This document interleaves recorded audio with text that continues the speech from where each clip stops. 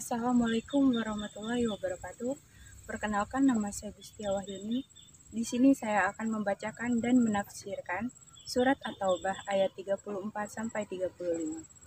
A'udzubillahi minasyaitonirrajim. Bismillahirrahmanirrahim. Ya ayyuhallazina amanu inna katsiran minal ahbari war-ruhbani la yaquluna amwalan nasi bil batili wa yasudduna an sabilillah wallazina yaknizuna az-zahaba wal fiddata wa la yunfikunaha fi sabilillah fabashshirhum bi'adzabin alim yauma yuhma 'alaiha fi nari jahannam fatuqwa biha jibahuhum wa junubuhum wa zuhuruhum hadza ma kanaztum li anfusikum fazuqu ma kuntum taknizun. Yang artinya, hai orang-orang yang beriman, sesungguhnya sebagian besar dari orang-orang alim Yahudi dan rahib-rahib Nasrani benar-benar memakan harta orang dengan jalan batil, dan mereka menghalang-halangi manusia dari jalan Allah. Dan orang-orang yang menyimpan emas dan perak dan tidak menafkahkannya pada jalan Allah, maka beritahukanlah kepada mereka bahwa mereka akan mendapat siksa yang pedih. Pada hari dipanaskannya emas perak itu dalam neraka jahanam, lalu dibakarnya dengannya dahi mereka, lambung dan punggung mereka, lalu dikatakan kepada mereka, inilah harta bendamu yang kamu simpan untuk dirimu sendiri. Maka rasakanlah sekarang akibat dari apa yang kamu simpan.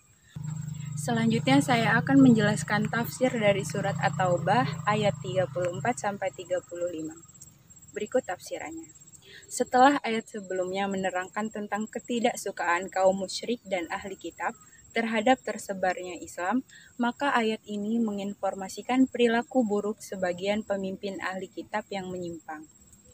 Wahai orang-orang yang beriman, sesungguhnya banyak dari orang-orang alim Yahudi dan rahib-rahib Nasrani, mereka benar-benar memakan harta orang dengan jalan yang batil, baik dengan jalan suap menyuap, meminta bayaran dalam proses penebusan dosa, riba, berbuat curang, mencuri, termasuk menganjurkan berinfak.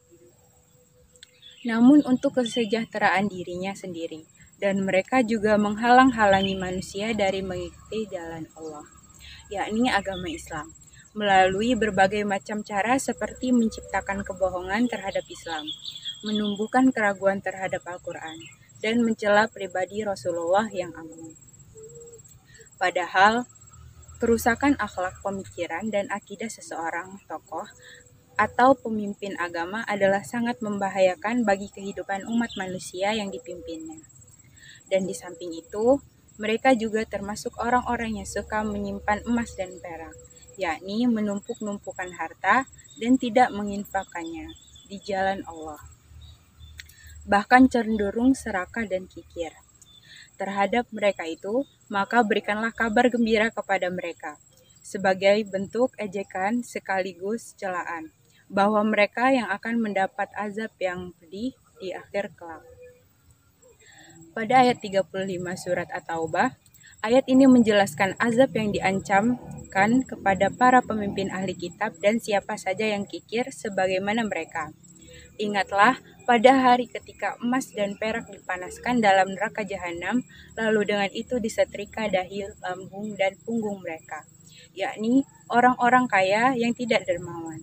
Seraya dikatakan kepada mereka, inilah harta bendamu yang kamu simpan untuk dirimu sendiri. Dengan harta itu, bukan saja kamu tidak menunaikan zakatnya, namun juga tidak kamu manfaatkan untuk membantu mereka yang membutuhkan.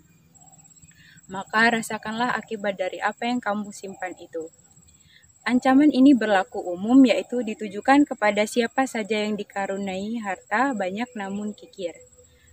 Islam memang membolehkan umatnya untuk mengumpulkan harta sebanyak-banyaknya, tetapi pada saat yang sama ia juga harus bersifat dermawan.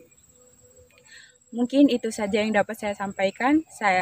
Saya akhiri. Wassalamualaikum warahmatullahi wabarakatuh.